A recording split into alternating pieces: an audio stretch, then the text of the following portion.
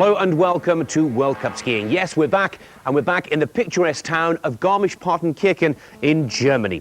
Now, despite the serene and beautiful surroundings here, the downhill course in Garmisch is renowned for being one of the most fiendish on the World Cup Tour, as many of the world's best ski racers will tell you. Oh, and Gadina's down! Just doesn't have the strength in the legs.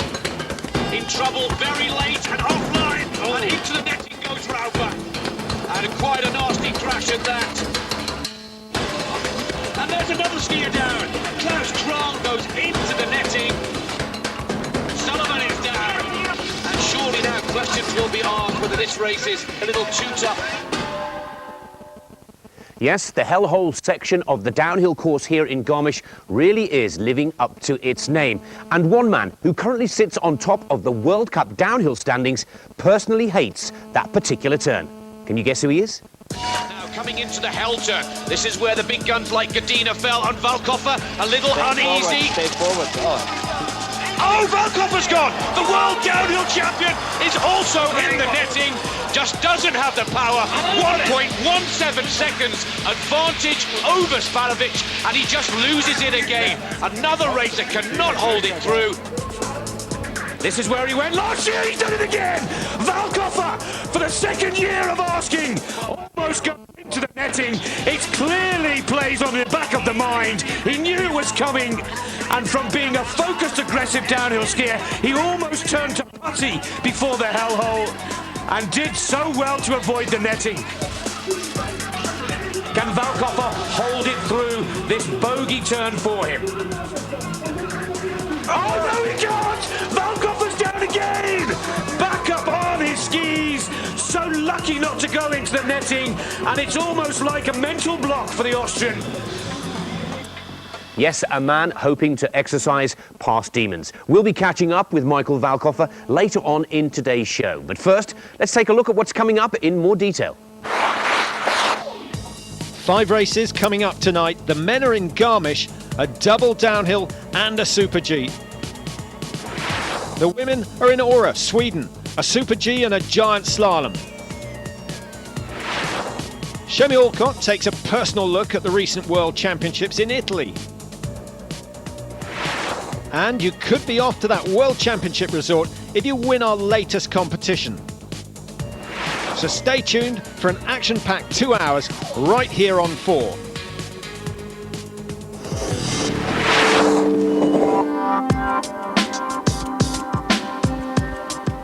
Located at the foot of Germany's highest mountain, the Zugspitze, the town of Garmisch-Partenkirchen is Germany's principal winter sports metropolis. In fact, the twin cities of Garmisch and Partenkirchen did not become a single entity until 1935. Initially, they were separate towns with long histories of their own. They were merged during the preparations for the 1936 Winter Olympic Games, a global event that was intended to herald a new era of German superpower. This is the site of the Olympic Ski Stadium, the host to the opening and closing ceremonies of the 1936 Winter Olympic Games. Let's turn the clock back and relive some of the memories of that historical event.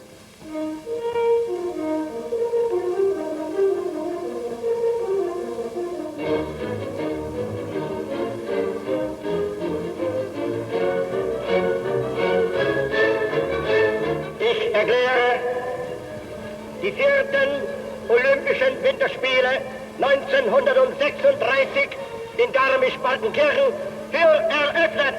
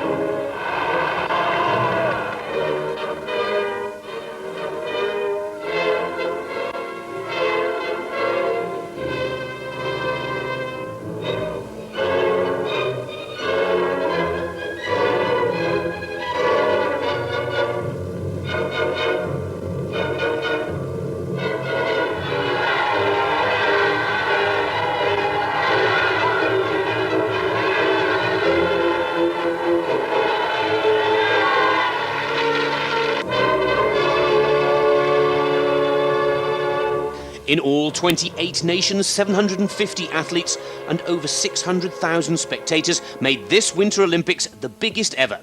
In fact, the 1940 Games were also awarded to Garmisch-Partenkirchen, and once again, more facilities were constructed in record time.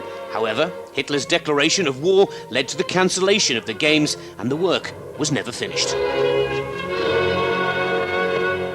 Amazing pictures, and the 1936 Winter Olympic Games truly establishing Germany as a winter sports powerhouse. Now, believe it or not, Britain won a gold back in those Olympics. It wasn't in the ice dance or ice skating, and it wasn't in the downhill skiing. It was the ice hockey gold that went to Team GB back in 1936. More recently, Garmisch hosted the 1978 World Championships, and they're also bidding to host the 2011 World Championships, bringing this ski area right up to date. Now, just a couple of weeks ago, the 2005 World Championships were being contested in Italy, in Bormio. Let's take a look at who took the major individual titles for this year's Worlds. While we've been away, the skiers have been battling it out in the World Championships. The men in Bormio, the women in Santa Caterina. It was an all-singing, all-dancing Janica Kostelic affair in the women's events. She took 3 golds, the downhill, the slalom and the combined, despite suffering a nasty flu bug. Anja Persson was under the weather as well, but she took golds in the Super G and the giant slalom, plus a silver in the combined. So here's the roundup of all the women's results. The surprise medalist in the speed events was Italy's Elena Faccini, who had previously never finished higher than 17th. In the technical events, Zarka Zabrowska made it Croatia 1 and 3 after she took the bronze in the women's slalom. Over in Bormio, the speed events were dominated by the Americans, with Bodie Miller and Darren Rowles taking a 1-2 in the men's downhill, and Bodie taking a second gold in the Super G. For Michael Valkoffer, it was a case of so near yet so far. The runner-up in the Super G and third in the downhill. And Hermann Maier was back in the headlines again. He only got picked for the Austrian team the week before the championships. He took gold in the GS. But it was his teammate Benny Wright who was the real star of the show. He took 2 golds and a silver. So here's a roundup of all the men's events. Double gold for Miller in the downhill and the Super G. But what about Finlay Mikkel? 11th place, the best result by a Brit for decades. And there's Hermann Maier back on top with a gold medal in the men's giant slalom, and his teammate Benny Wright taking a medal in all 3 technical disciplines. Well, with the championships over, the focus is now back on the World Cup title race. One man hoping to hang on to his lead in the downhill standings is Austrian Michael Valkoffer. Michael, how are you feeling after those World Championships, and how are you feeling about coming back to the World Cup? Yeah, first thanks, and my feeling is great. And this training run, I try to be really fast, because my last 2 times, or always on this downhill, I crashed, and so tomorrow I think I have just to come in the finish, and it could be very good. You've been on the podium in 6 out of 7 downhills so far this season, but you've just said it. This is the tricky course for you. I've commentated on you many times and seen you. In English, we call it the hell hole part of the course. Why does it keep going wrong there? Yeah, now we call it Walkover turn.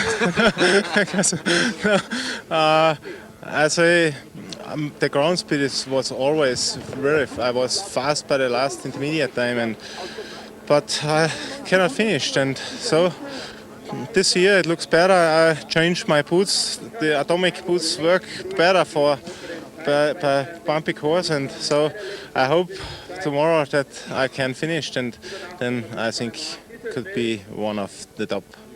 What was going through your head today when you went around the Valkoffer turn?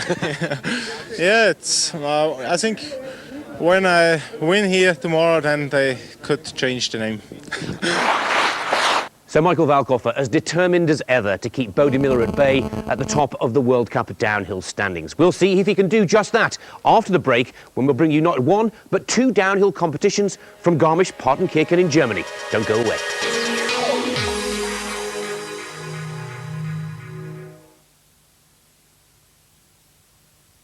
How did you sleep? I almost hibernated. Premier Travel Inn.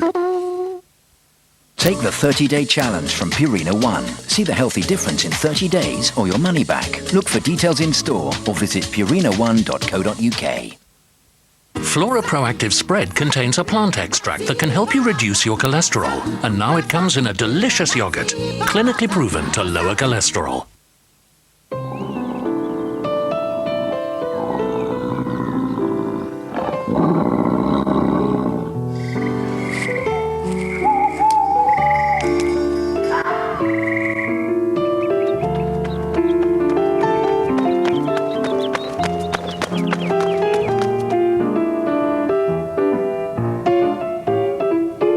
McCain Home Fries.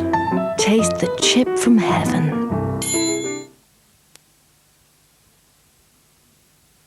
I give you an order, you take it. You don't ask why. If you want to break the rules. It's not a game. Oh, yes, it is. It's not one you want to lose. You need to know the game. They know. They don't know. Robert Redford, Brad Pitt. Tom Bishop has been arrested for espionage. Just trust me. The network premiere of Spy Game, Saturday at 9 on 4.